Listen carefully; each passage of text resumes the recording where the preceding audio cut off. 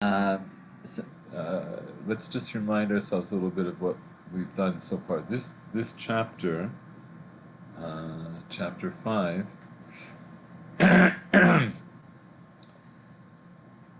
focuses on the things that he does inside the Kodesh HaKodeshim and inside of the Kodesh. So in the beginning, it describes how he does the Ketoret. That first he has to go in and light the Ketoret and fill the Kodesh HaKodeshim with smoke. Then he goes and takes the blood from the person who was stirring blood from the par that he shechted earlier, and he goes inside the Kodesh HaKodeshim and he sprinkles the blood from the par. Then he goes out and they bring him the seir lechatat, and he shechts it, he gets its blood, and that blood is fresh, so he goes right in and sprinkles it in the same manner that he sprinkled the blood for the par. And then last time, wait a second.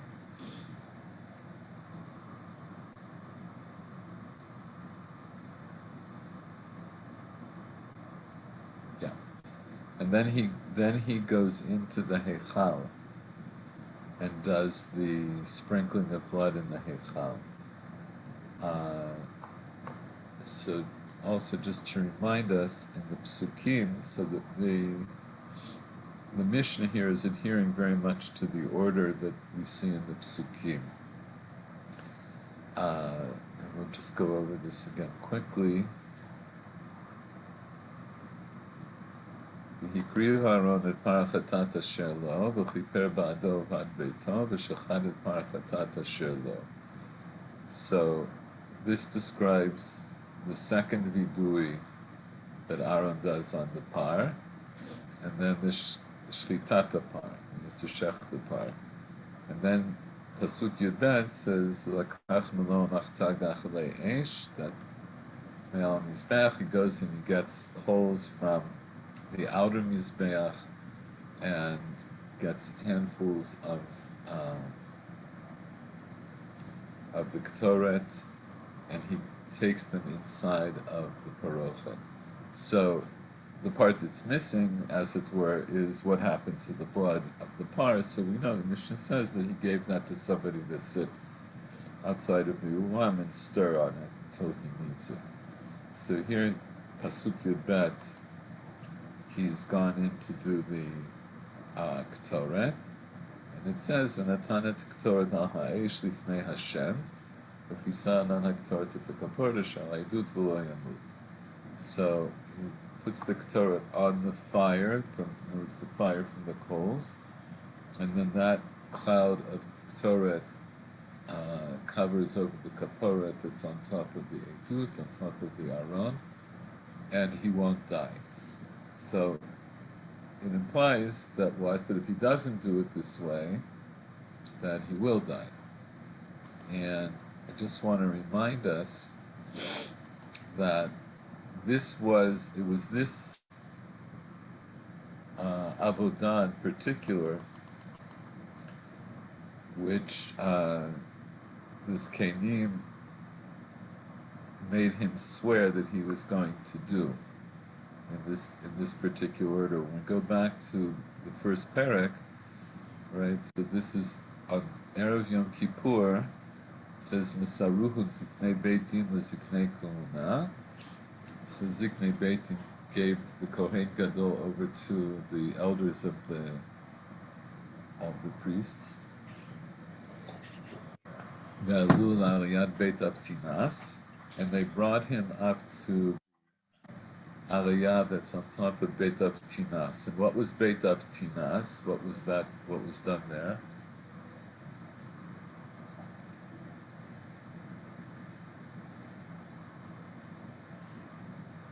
I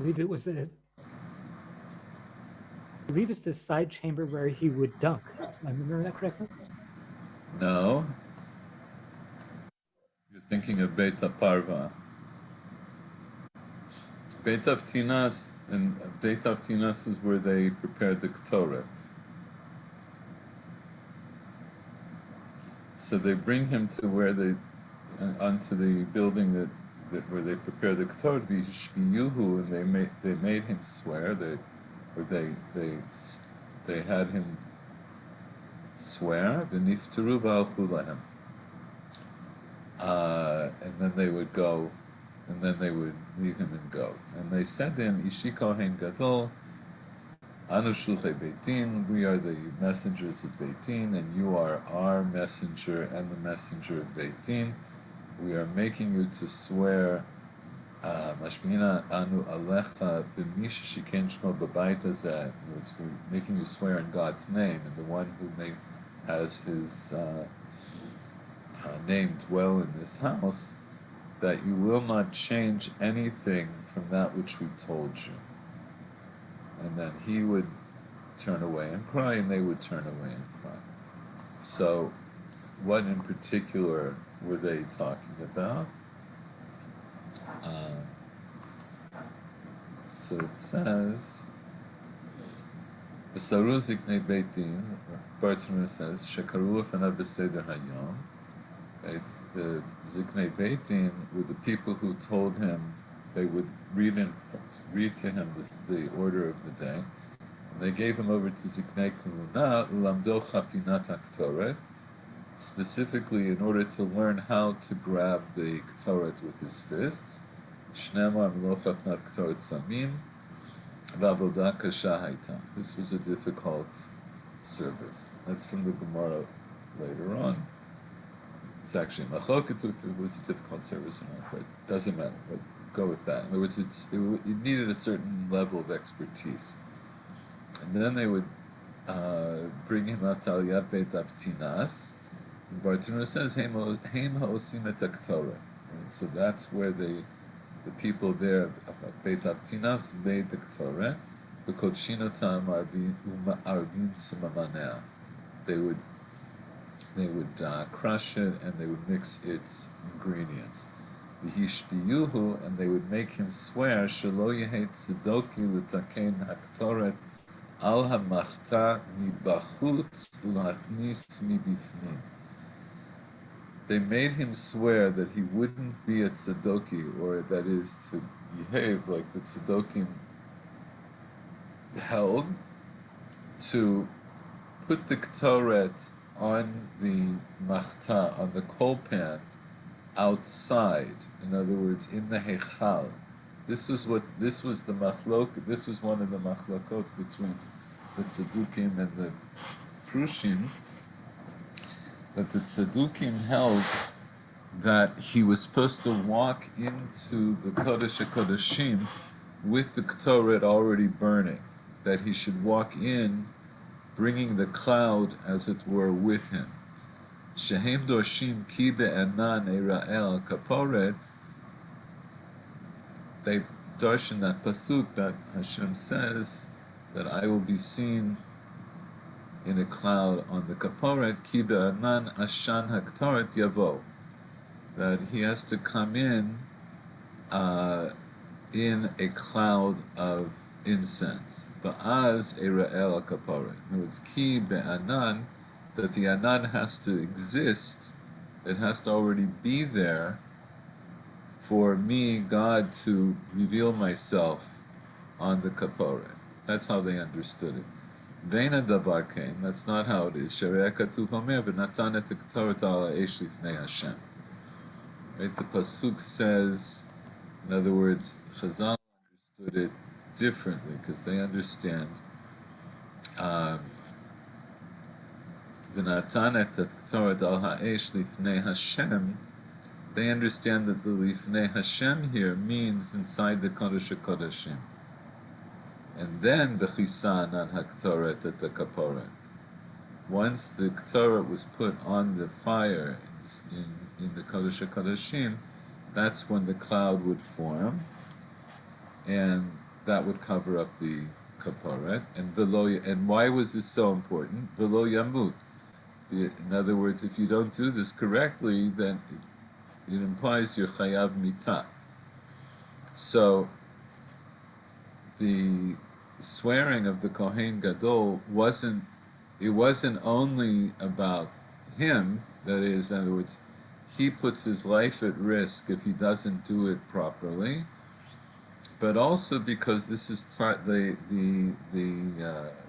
burning of this Torah that's inside the Kodesh HaKodeshim is a prerequisite for all the other avodot that are going to take place inside the Kodesh HaKodeshim and the Kodesh. That's what's implied in the pasuk. That first you have to bring this special Ketores, because he still does the regular Ketores on the Mizbeach HaZahav. That's a different thing. This is a special Ketores that's just a prerequisite to do all of these other avodot. Okay, so that was just to remind us of something that we learned a long time ago, but now we have a better understanding of what that means. That the Tzedukim held that he was supposed to put he would, in other words, according to both the Tzedukim and the Perushim, he's going to walk alone into the Beit HaMikdash. And he walks into the Heichal. Once he's in the Heichal, only he knows what he does. No one else is going to see him. And so the Tzedukim said, when you walk in, or at least before you go into the Kodesh HaKodeshim, that's when you put the Ketores on the coals. And the Chachamim said, no, you have to go all the way inside and then do it. So it's a seemingly minor difference, but it was not seen as such by the players involved. It was seen as something very basic and very important. Do you have any sense what might have been at stake? I'm sorry, say it again. Do I have any? I mean, the question is, well, what was at stake? Well, so I laid out what I thought in principle what's at stake. In other words, what I said is this: it seems that just from reading the psukim, that this is a special Ketores, and there's a reason that it has to be there. The reason is not explicit, but we discussed that one of the reasons, or at least part of the reason, might be to create this anan, which is part of the recreation of the revelation at Sinai. That we want to, and that has to be there before he's going to bring the blood in. And the blood is going to be, the blood of the par and the blood of the seir is going to be the vehicle for getting kapara for kodesh, for dvarim sheba kodesh. And so that has to all be in place. And we understand from the pasuk that this is very important because it says this is what you have, right? The pasuk we just read, pasuk Yud Gimel, v'natan et Ketores, etc. V'lo yamut. In other words, you have to do the Ketores in this particular way. If you do the Ketores in this particular way, and you won't die. And if you don't do it this way, then presumably you're chayav mitah. So the pasuk itself emphasizes the importance of the Ketores. So I think what's at stake is, first of all, this is what the Torah says to do. We don't know exactly why, but that's what we have to do. And then if I take it one step further, I'd say what I just said, that this is to recreate the anan. You have to create this anan because God, as it were, reveals himself through the anan. And then, and then, as it were, you're heightening God's presence there. And then that's the basis for doing the other acts, which are acts of kapara. That's what I would say. But, I think there's more to be said. Do you have any other thoughts?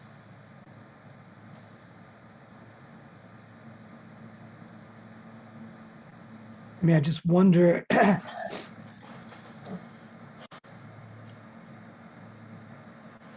can I put it?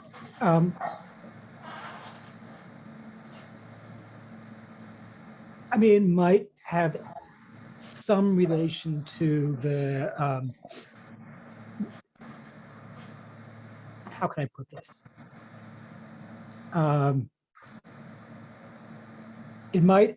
Some connection might be drawn to the nature of the Kohen Gadol's work in the Ketoret. That if he's doing it outside the Kodesh Kodeshim, then in some sense the work of putting of burning the Ketoret, the actual work does not have the status of Kodesh Kodeshim. But if he's doing it sort of in that space, then that work itself has that status. Mm-hmm. Yeah, I think that's a reasonable conclusion to draw, and I think this is how Chazal saw it. Yeah. To put it in the context that I gave a moment ago, it could be that we could add to that and say that the Anan per se is a phenomenon of the Kodesh HaKodeshim. That's where we want God, as it were, to appear. Ki be'anane ra'el ha'kaporet. That's where we want that to happen, or maybe that's the only place it can happen. See, presumably when Ketoret was lit every day in the Kodesh, so it also had Ma'aleh Hashem. It also would bring up smoke, but it wasn't necessarily enough smoke to fill the entire Heichal. We don't have any evidence of that. I don't think it's spoken about in that way. So it's like maybe it's related. In other words, there's still this idea that there should be smoke. But here on Yom Kippurim, where we want this direct, as it were, relationship with the divine, this kind of direct revelation, then yes, I think you're right. We have to do that inside. And the Tzedukim, for their part, it's hard for me to argue on their behalf because I don't know exactly all of their thinking. But in general, they want to read a more literal, linear kind of reading of the Torah. And in the Torah, it says first, "V'natan et ha'ktoret al ha'esh lifnei Hashem." We have seen. I'll tell you what the problem is. We've seen many times before that lifnei Hashem can mean in the Heichal, it can mean even outside of the Heichal, right? That lifnei Hashem is a general term that means in the area of the Beit HaMikdash, right? To smachtem lifnei Hashem is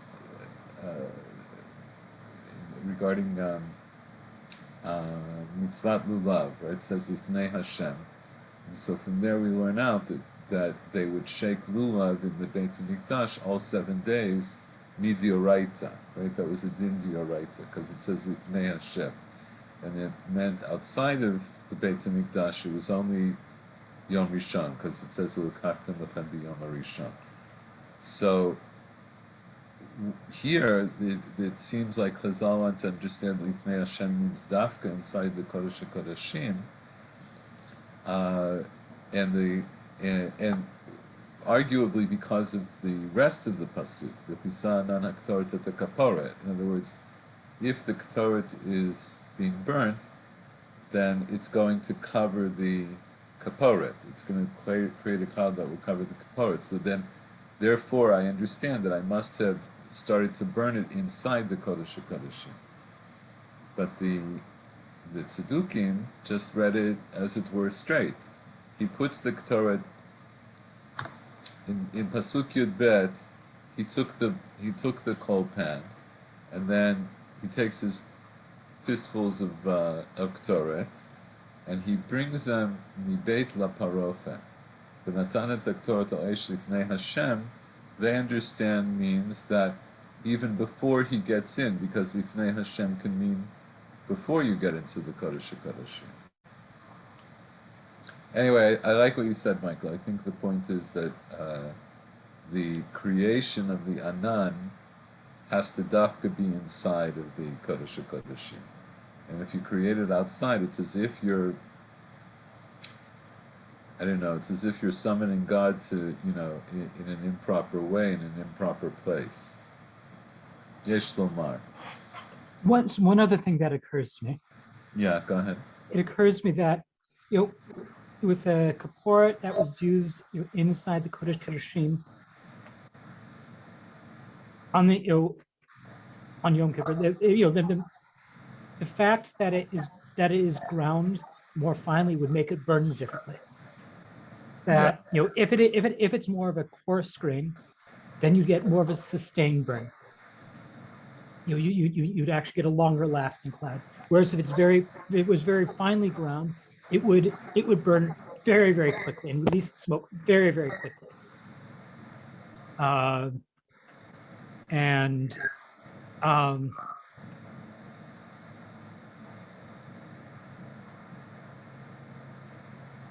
where am I going with this?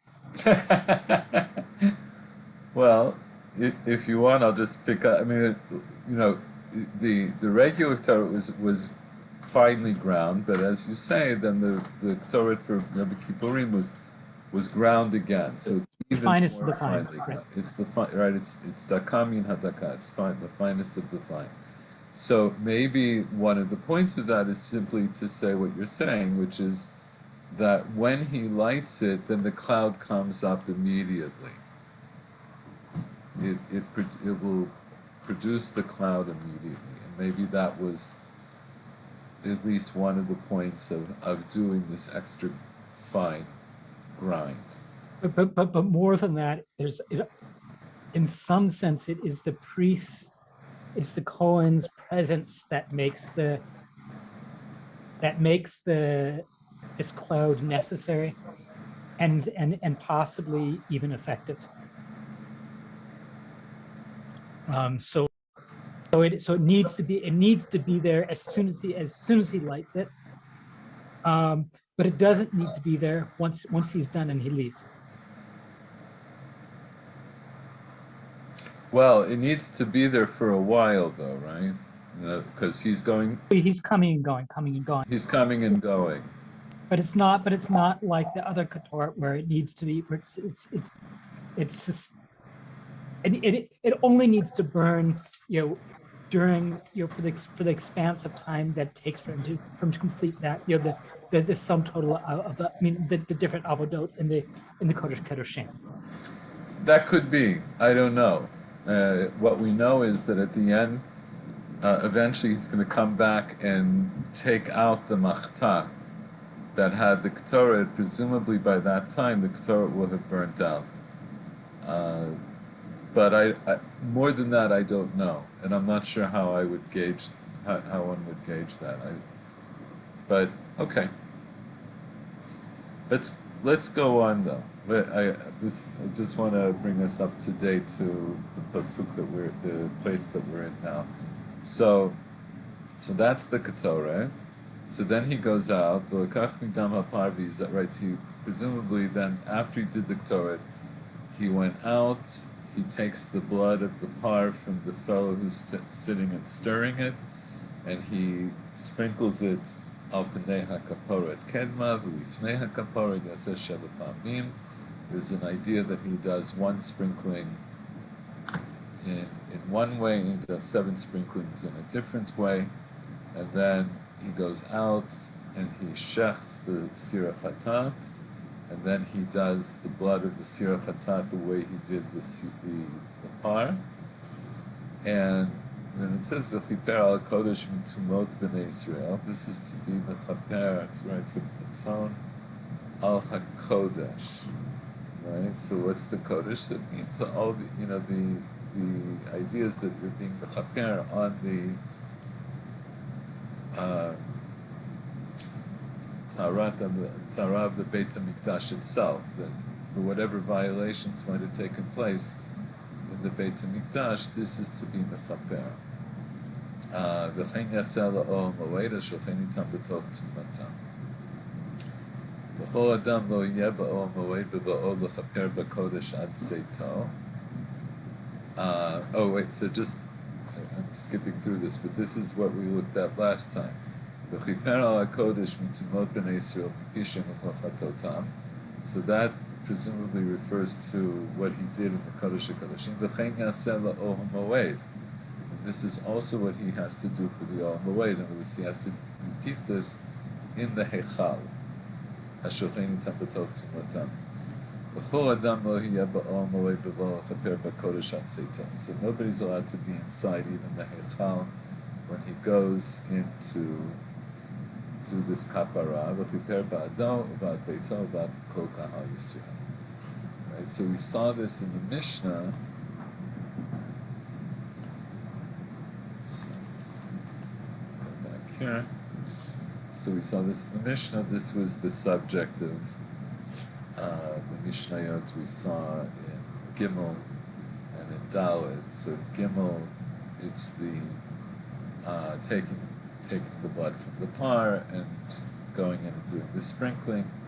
Then Mishnah Dalet is shechting the seir and taking the blood and going in and again doing the same kind of sprinkling.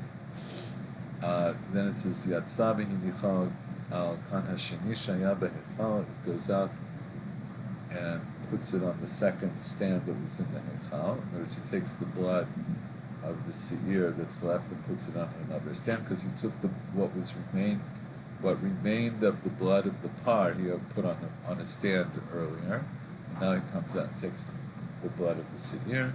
If he disagrees, he said there was only one kan. What he would do is he would take the dam of the par, he would lift up the dam of the par and put down the dam of the seir.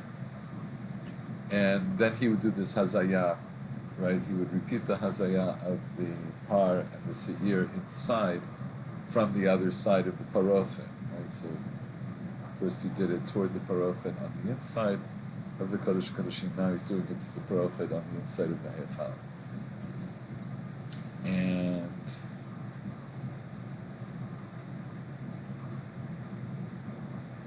And then at the end of the mission says, Eirad dam hapar l'toch dam haseir v'natan et hamalei b'rekan. Right, so this is where we left off last time. He's going to pour the blood of the bull into the blood of the goat, and then he's going to take that full cup of blood and pour it into the empty cup to mix up the blood, because this is going to be what he needs to do next, right? In this pasuk, the next pasuk, Yatsa el hamizbeach asher lifnei Hashem v'chiper alav v'lakach midam apar u'midam ha'seir v'natan al karnot hamizbeach saviv. So this is what he has to do next. He has to go out to the mizbeach that's lifnei Hashem, and this mizbeach is going to be the mizbeach haktoret. And why does it say v'yatsa? So we'll see that in the Mishnah, because he's in the Heichal already. So what does it mean that he went out? So we'll see that in a moment, and then he'll be mechaper on it, on this mizbeach. And the way he's going to do that, he's going to take this mixture of blood, and he's going to put it on the four corners of the mizbeach. Okay, so that's what we're up to here. This is Mishnah Hey. So he goes out to the Mizbeach that's before Hashem. And what is that? And it's basically, he's quoting right the Pasuk. Zemizbach HaZahav. The Mizbeach that's being spoken of here is the Mizbeach HaKtaret. Kitchil Mechatei V'Yored. And he started to purify and go down. We'll get a little bit better idea of what that means from the Bar Tunura. Mehechan hu matchil, from where does he begin? Mikern mizrachit tzvonit, from the northeast corner. Mekom shuhu matchil b'chatat, I'm sorry, I skipped something. Mizrachit tzvonit, and then he would go to the northwest corner, and then to the southwest corner, and then to the southeast corner. So he's going around like this. And the implication is that he's physically walking around. And at each corner, he's sprinkling blood on each corner, on each of the horns of the corners. The place that he begins to sprinkle blood for a chatat on the outer mizbeach, misham haya gomer al mizbeach hapnimi. That's where he would finish on the inner mizbeach. So when a kohen would sprinkle blood on the outer mizbeach, he would walk up the ramp and he turned right, and the first corner that he came to is the southeast corner. And then he would start there, and then he would go around. And here he's starting from the northeast corner, and he's going to finish on the southeast corner. Rabbi Eliezer says he stood in place and purified. In other words, the Mizbeach HaZahav is only 1 amah by 1 amah. He doesn't actually physically have to walk around. Rabbi Eliezer says he didn't walk around. He stood in place and sprinkled blood on each of the corners from where he stood. On all of them he would give from below to above, like that. Chutz mizu shayta lefanav, except for this one in front of him, shaleh haya noten milamala lamata. And why was that? So let's look at the Bartanuri.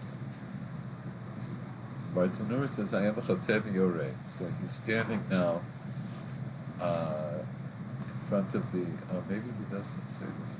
The idea, I think the Tosas Yanto says, what does it mean v'yatzah al mizbeach, which is in the pasuk, right? The pasuk it says v'yatzah el mizbeach. The yitziyah here. Oh no, wait a second. Yeah, actually it's Rashi here. I think Tosas Yanto well explains. So Rashi says v'yatzah. Matamud amar yatzah. Why does the pasuk say yatzah? He went out. Lefi shehizah hazaot al haparochet v'yamad min hamizbeach v'lifnim v'hizah. So when he sprinkled this blood on the parochet inside of the heichal, he was in front of the mizbeach hazahav. It was behind him. He was more westward. He was past the Mizbeach HaZahav. And so, Matanot HaMizbeach, when he's putting the sprinkling of blood on the Mizbeach HaZahav, was kiko latzeit min HaMizbeach v'lachutz. It makes him, it means that he has to leave that area between the Mizbeach and the Parochet and go out of that area to come around to the eastern side of the Mizbeach HaZahav, because that's where he's going to be standing when he does the sprinkling of the blood. Yatchil mikan mizrachit tzfonit. He's going to start with the northeast corner, like we see in the Mishnah. So that's the idea of yatzah, which is an interesting idea. It just means that in Pshutam, like the pshat of that is that the Heichal has its own areas, right? So there's an area that's between the Mizbeach and the Parochet, which is seen as distinct from the area that's behind that. I'll just leave it at that, right? It's just interesting to see the way these areas get broken up. So the Bartanura says, "Hayam v'chatev yored haytana savar shaya kohen olech baraglav l'chol karen v'karen." So this Tana holds that the kohen had to go by foot to each of the corners. L'chol matana u'matana hayta b'karen shilchana b'samuch lo. Right, so he would do each sprinkling right when he was right next to that particular corner. Ulahachi nakat mechatei v'yored, and that's why it's phrased that he's mechatei v'yored klomar, that is to say, shaya noten matana milamala lamata. What does it mean that he was mechatei v'yored? He's purifying and going down. Going down, he's physically going down because he's throwing the blood, as it were, from on top in a downward motion. And why doesn't he do it the other way?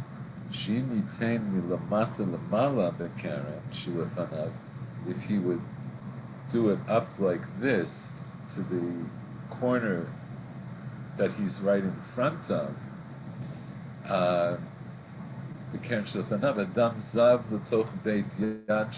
then the blood is going to flow back into his palm.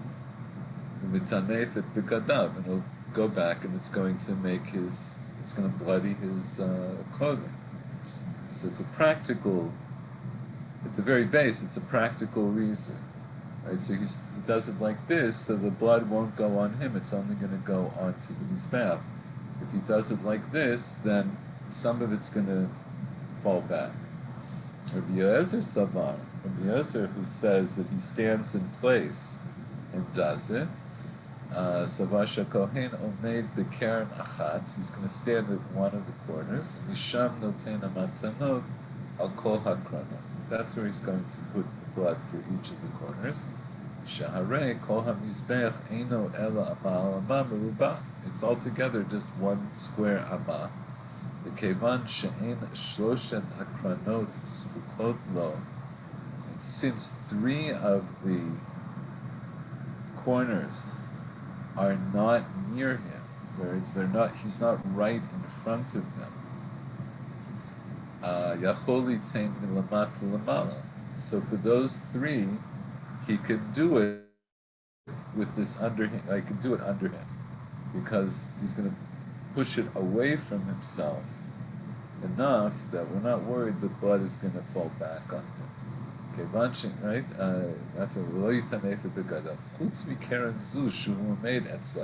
The only one it won't work for is the one that he's standing right next to. If he moves, puts his fingertips lamata v'yitain matana milamata lamala harei adam zav l'toch beit yad ketonot shelo. So then we'll have this problem that the blood is going to flow back onto his sleeve. Vein halacha k'Rabbi Eliezer. Halacha is not like Rabbi Eliezer.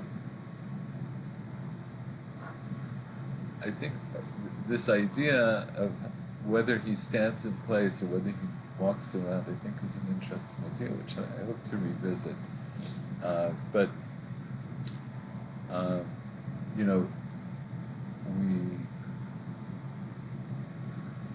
One of the things I'd like to revisit about this is the differences or the similarities between the outer mizbeach and the inner mizbeach. So the inner mizbeach is primarily there to burn ketoret. And we think of the sprinkling of the blood primarily as something that's done on the outside. But this is an exception. We're doing sprinkling of blood here for a kapara on the Mizbeach HaZahav, and it's dafka today, and it's dafka on the Seir and the Par, that these are, these pivotal korbanot that we're bringing for kapara for all of Bnei Yisrael. So, on the face of it, the one who's the Tanakama holds you walk around, the Kohen Gadol is imitating what the Kohen would do on the outer Mizbeach. And Rabbi Eliezer, who says you stand in place, so he seems to think that maybe there's something qualitatively different about the sprinkling of the blood here, that we dafka don't walk around. So you can explain it by saying you don't have to walk around because the Mizbeach HaZahav is very small. But it sounds like Rabbi Eliezer is saying that this is dafka the way you should do it. He says, Omer, Komo haya omed mechateh.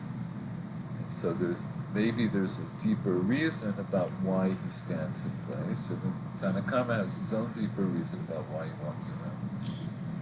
So something to think about, and hopefully we'll come back to.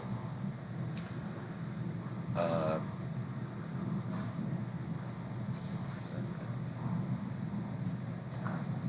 Let me finish.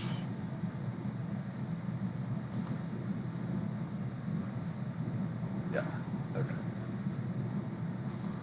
So let's go on. I want to try to, I think today we're going to finish till the end of the parak,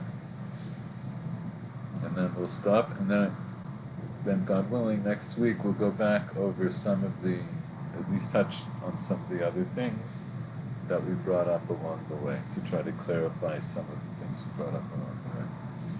Okay, Hisa al taharo shel mizbeach sheva pami. He sprinkled on the pureness of the mizbeach 7 times. The taharo, right? The Bartanur is going to explain. The taharo is the middle of the mizbeach that was pure gold. In other words, for our purposes, we'll just say it means like the open spot, the open area of the mizbeach. Izal taharosh mizbeach sheva pamim. He would sprinkle there 7 times. Ushiarei hadam haya shofech al yesod ma'aravi shel mizbeach hapitzon. Then the excess blood, the extra blood, he would pour onto the western base of the outer mizbeach. V'shel mizbeach hachitzon haya shofech al yesod dromi. And here we'll just read it. And that of the outer mizbeach, he would pour onto the southern foundation, the southern base. So what was it that he was pouring from? What was of the mizbeach hachitzon that he was pouring out? He put here where it talks about the beginning of the Mishnah. He's taking the extra blood, and now he has extra blood now from the par of the seir, and so he goes out and he's going to pour that on the Yesod Hamaravi Shel Mizbeach. And then it says V'Shel Mizbeach Hachitzon, and that of the outer Mizbeach he would pour on the Yesod Dromi. So what of the outer Mizbeach was he going to pour on the Yesod Dromi?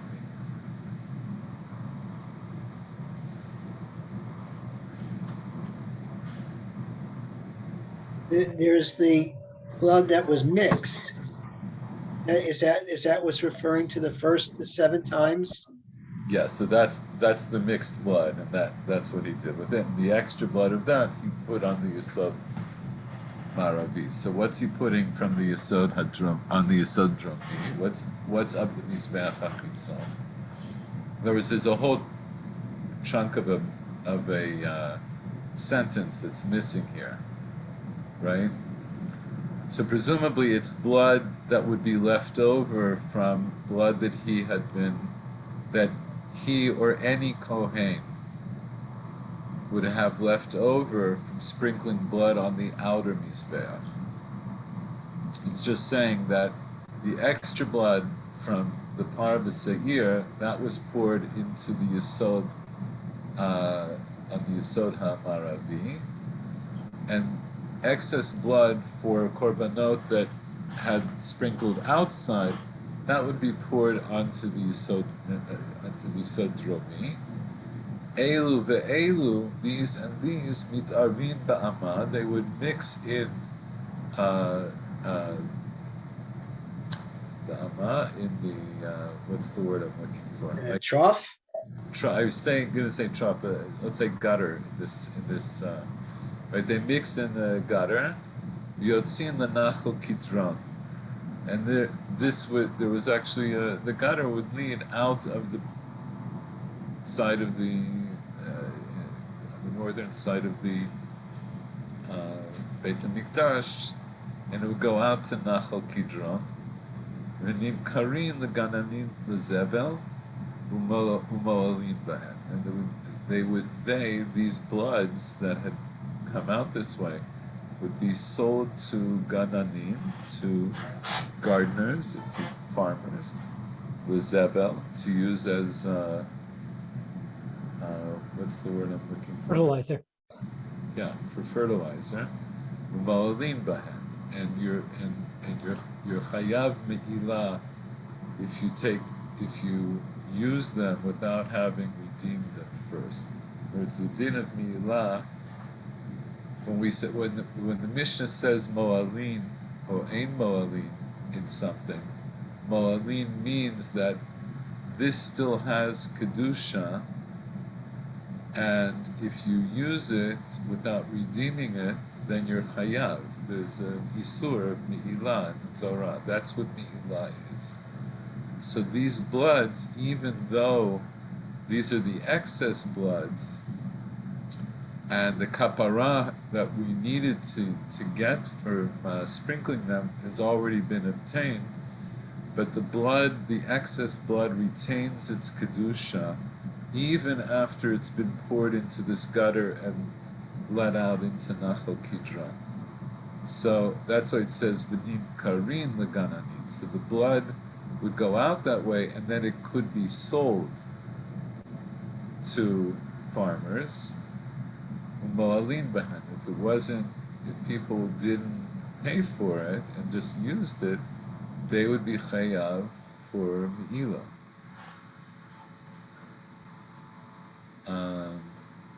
Before we look at the Bartanura,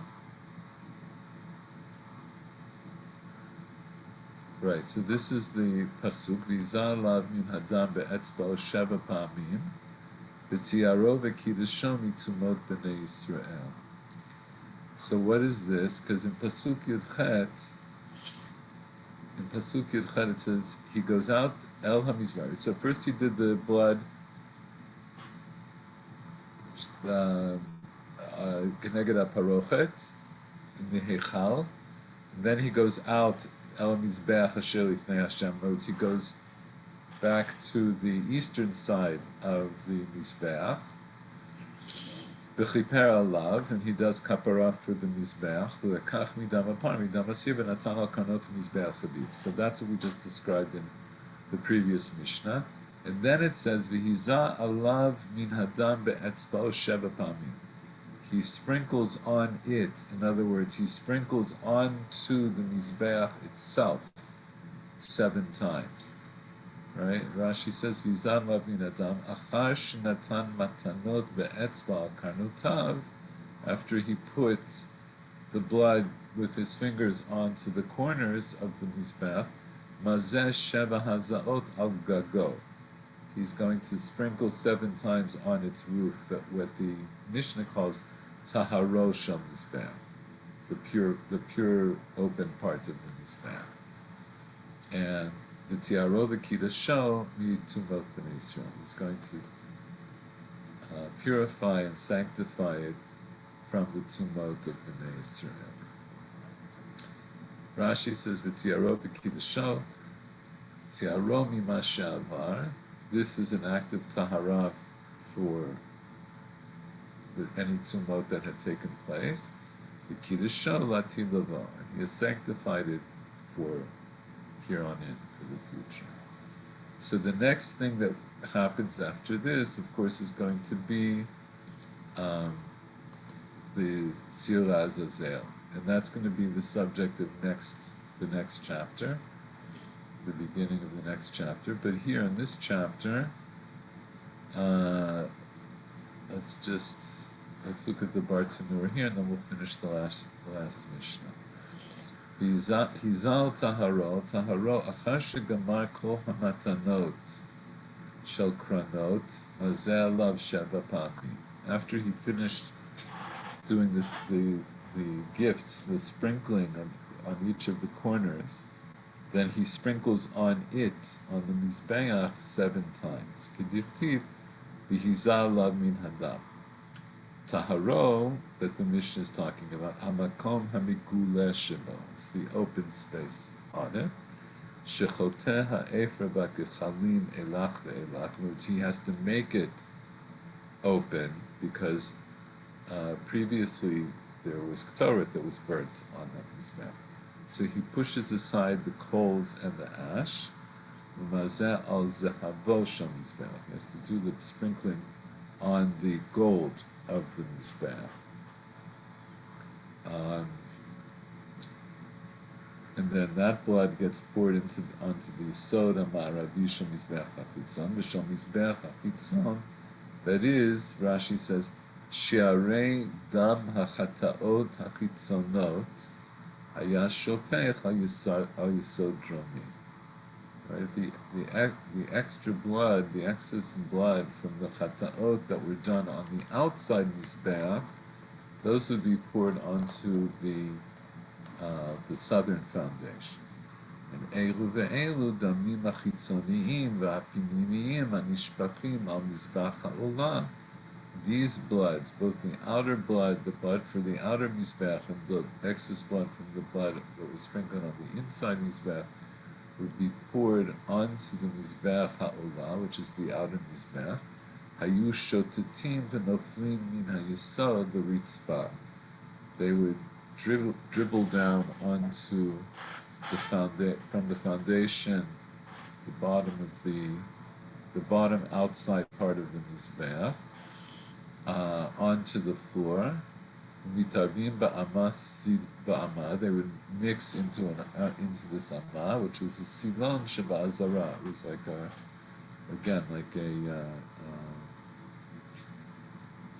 a gutter that was in the Azara that went out to Nachal Kidron. Right? So this was a way of having the blood exit the Beit HaMikdash, and then it would be sold to Gananim, who are Gananim, Baalei Ginot, right? Gardeners, people who have gardens. Ma'olim behem, asur lehanot mehem, below damim. Ma'olim behem, as we explained, it's forbidden to benefit from these bloods without paying for them. An interesting turn of phrase, right? You can't be ne'aneh from the damim below damim. Damim here meaning money. Okay. All right, let's finish off the chapter here. Kol ma'aseh Yoma Kippurim hamur al haseder. I referenced this Mishnah somewhat earlier in our studies, but now we'll see maybe a little bit better why it's brought specifically here. Every act of Yom Kippur ha'amur al haseder, that everything that was said has to be done in order. Im hikdim ma'aseh l'chaveiro lo asachlu. If he did one act before the next act, then he didn't do anything. So then it gives examples. Hikdim dam ha'seir l'dam ha'par. If he did the dam of the seir before the dam ha'par, meaning what? What would he have done with the dam ha'seir before the dam ha'par? Sprinkled. He would sprinkle it. And so we have these various sprinklings, and in any given one, if he does the dam ha'seir before the dam ha'par, yachzor v'yazeh midam ha'seir le'achar dam ha'par. Then he has to go back and do the dam ha'seir after he does the dam ha'par. So presumably, the first time he's sprinkling, it would be hard for him to do the dam ha'seir before the dam ha'par. Why? If we remember why.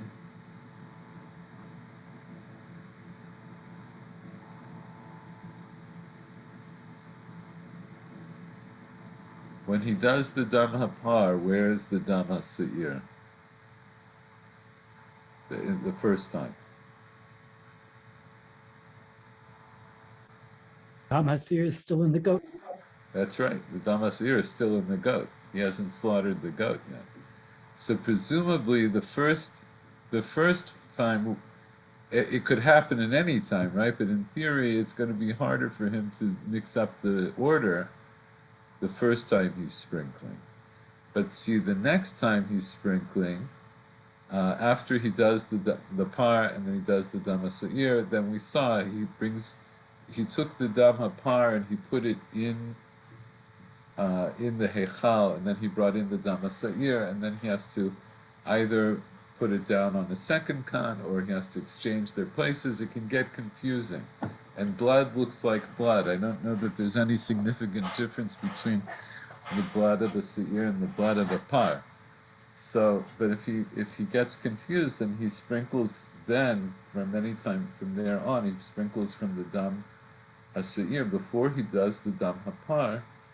Lo asaklum, he didn't do anything. It was the sprinkling of the seir before the sprinkling of the dam hapar doesn't count. So then, if he did that, after he does the dam hapar, he has to go back and do the dam haseir.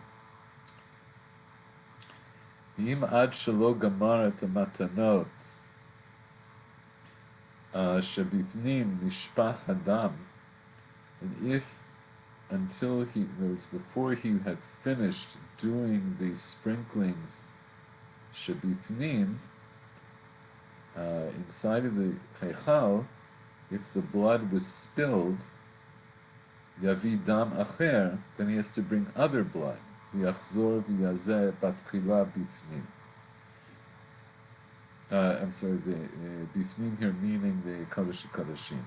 So let's say the blood got spilled. Let's say the guy who was stirring the dam hapar, maybe he spilled the blood, or maybe the Kohen Gadol tripped when he came into the heichal and the blood spilled. They don't have any blood. So then what do they have to do? They have to go and bring another par and do the whole thing again to get the blood of a par in order to be able to do the sprinkling. That's yavidam acher v'yachzor v'yazeh batchila bifnim. And he has to go back and start all over inside. Or maybe it got spilled in the middle of sprinkling, right? Maybe he did achat, and then he did achat v'achat, and then the blood spilled. So he has to go back and yazeh batchila bifnim. V'kein behechal.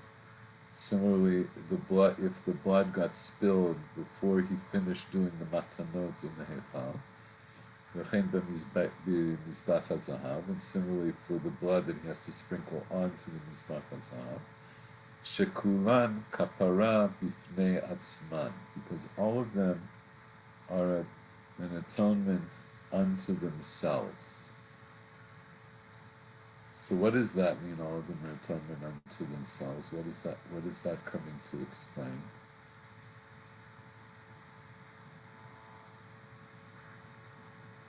They have autonomy from what came before and what became after. So they're not important as part of a sequence, but rather they're each important in their own right. They don't accomplish kapara as part of a sequence, rather they each accomplish kapara in their own right. I'm not sure why you said they don't accomplish. I'm not sure about the thing, because we also started off by saying that if you do them out of sequence, then you didn't do anything. But no. In other words, sequence is important, but the other thing is that each one of them is its own, is a kapara unto itself, and therefore what?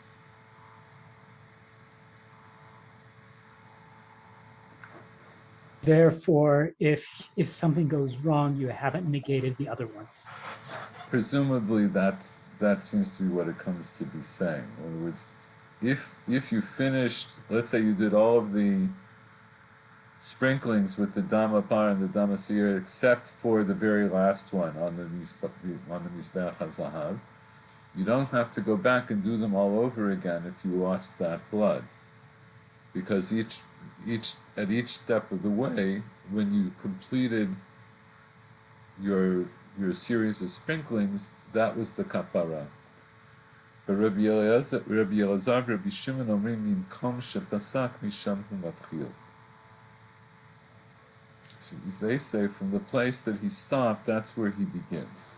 So the question is, what exactly is the difference between the Tanakama and Rabbi Elazar and Rabbi Shimon? right? Because we just got finished saying it sounded like when the Tanakama says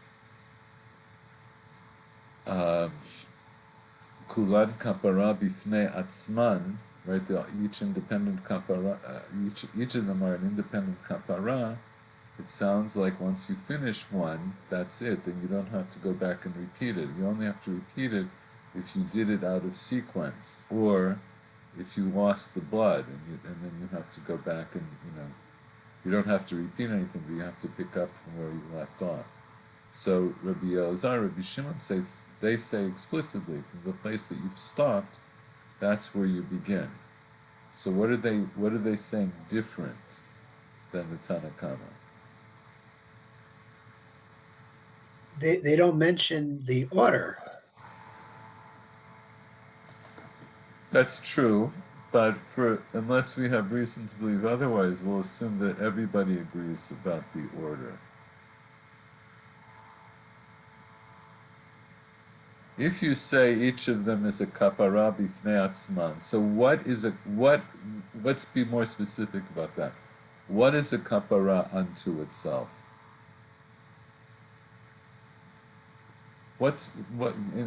Describe to me, what are the things that are kapara unto themselves?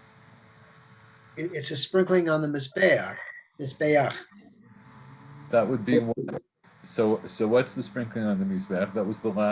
That's the last in the series. You sprinkle 7 times on the open part of the mizbeach. So when does the kapara happen? When do you get kapara? When is the kapara achieved? At the end? Presumably at the end, after you did all 7. So if we go back and we look at all the other sprinklings, then we would also say, like when he did when he's in the Kodesh HaKodeshim, he does the sprinkling of the par, the 1 and the 7, and the sprinkling of the seir, the 1 and the 7, and then in the Kodesh HaKodeshim, 1 and 7, 1 and 7. Each one of those is a unit. When he finishes that unit, that's a unit of kapara. So what are Rabbi Elazar, Rabbi Shimon saying that's different than that?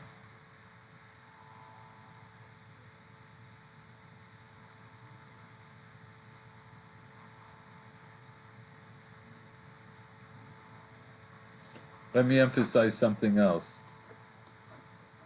Before we said this, the Tanakama says this: Im ad shelo gamar et hamatanot shebifnim nishpach hadam.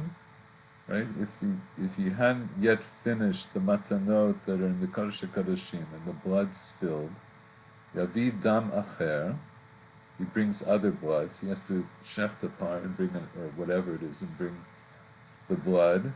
V'yachzor v'yazeh batchila bifnim, is to go back and sprinkle from the beginning inside. What would it mean from the beginning? The beginning of what?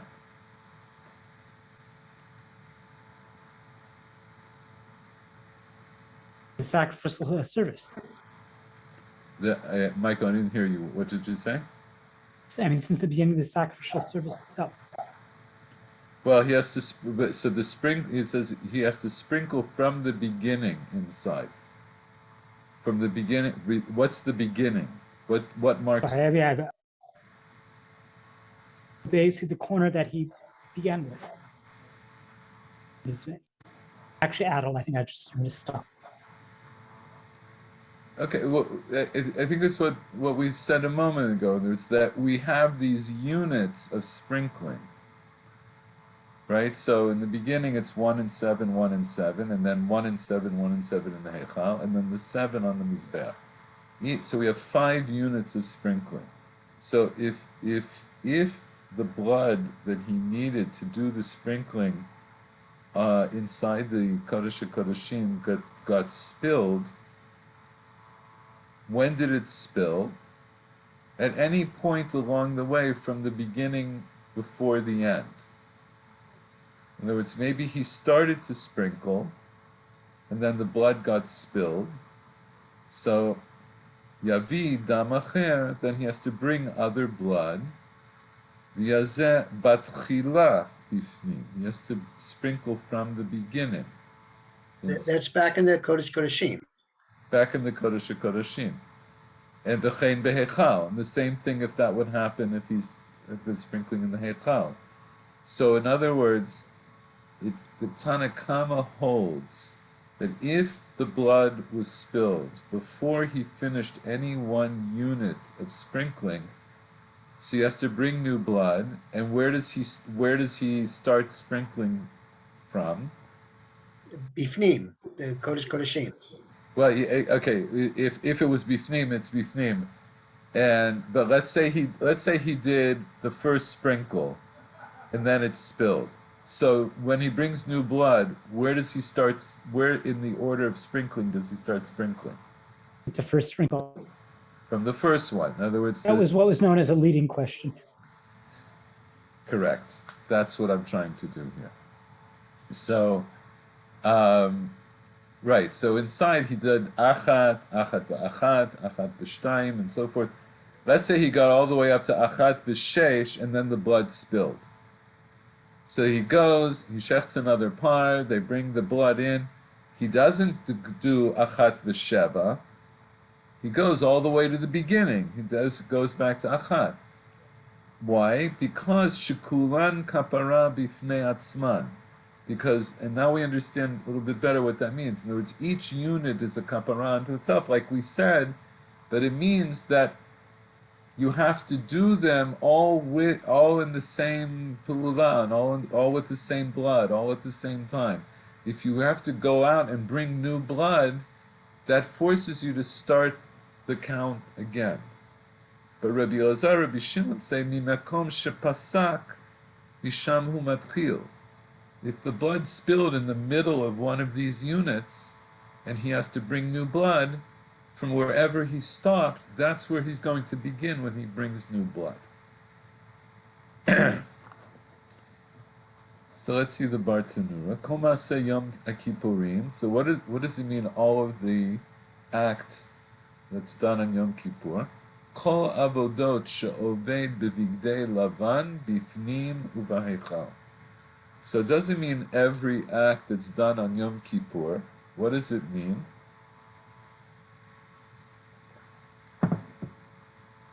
Those that are specific on Yom Kippur, as opposed to the ones that are done Tamid. Exactly. Right, so the avodot that are specific to Yom Kippur, which he's doing in the Bigdei Lavan, and those are acts that he's doing bifnim uvahechal. Right, those are the acts that he's doing in the Kodesh HaKodeshim and in the Hechal. Those acts are, the Mishnah says, ha'amur al haseder, that are said on order, or in an order, b'mishnatenu, in other words, as it was set out in the Mishnah. They have to be done in that order. V'chein behechal, and similarly, the things that are done in the Hechal. V'chein behechal natan, that's okay. That's the part we just read a little bit further on. That it says, okay, let's go back and read this a little bit better. Kol Maaseh Yom Kippurim amur al seder. Right, so all of the acts that are specific to Yom Kippurim are said in this order. And if he does one before the one that should follow it, then he didn't do anything. And then it says if he brought the Dama Seer before the Dama Par, he has to go back and sprinkle from the blood of the seer after the Dama Par. And if he hadn't yet finished the Matanot Shebifnim, and the blood spilled, then he has to bring other blood and go back to the beginning inside. And similarly, he has to do the same thing in the Hechal, meaning what? Natan miktzat matanot beparochet v'nishpach adam. Let's say he only did some of the sprinkling onto the parochet and then the blood spilled. Yavi par acher, then he has to bring another par. V'yatchil matanot parochet. He has to begin again all of the matanot of the parochet. Ve'enu tzarich lachzor bifnim. But he doesn't have to go all the way back to the beginning of going back into the Kodesh HaKodeshim. That why? Because Shukulan Kapara Bifnei Atzman. All of them are kaparans themselves. So Fikach Kapara Nigmara Nigmara. Once a kapara is finished, it's finished. So here it leaves us though with a question about what exactly the unit is. Is the unit, let's say inside, is that both the par and the seir? Or is it each one is unto itself? The par is unto itself and the seir is unto itself. I assume the latter, but I'm not 100% sure about that. Anyway, Rabbi Elazar, Rabbi Shimon say, "Mimakom shepasak misham umatchil." That meaning what? Afil lo nigmara ota kapara. Even if that kapara, in other words, even if that unit of kapara had not yet finished, einot sarich lachzor v'litein mashenatan. He doesn't have to go back and repeat to give again what he already gave, or to sprinkle again what he already sprinkled. Bein halacha Rabbi Elazar, Rabbi Shimon. And halacha is not like Rabbi Elazar and Rabbi Shimon. Okay, adkan. So this is a good place to stop. Next week, I'd like to go back and, like I said, touch on some of these things, but then either next week or the following week, we're going to come back to the order that we're learning in Acharei Mot, and we're going to go and look at the Sir Azazel. Right. So here's in the next Mishnah, Shnei Sirei Yom Kippurim. It talks about the two Seirim, and then it goes into some detail about the Sir Mishtaler. Okay. Anyway, I think that's it. Any questions or comments? Okay. That's it for now. Shkayach. See All you. right. Good night. Thank you. Bye-bye.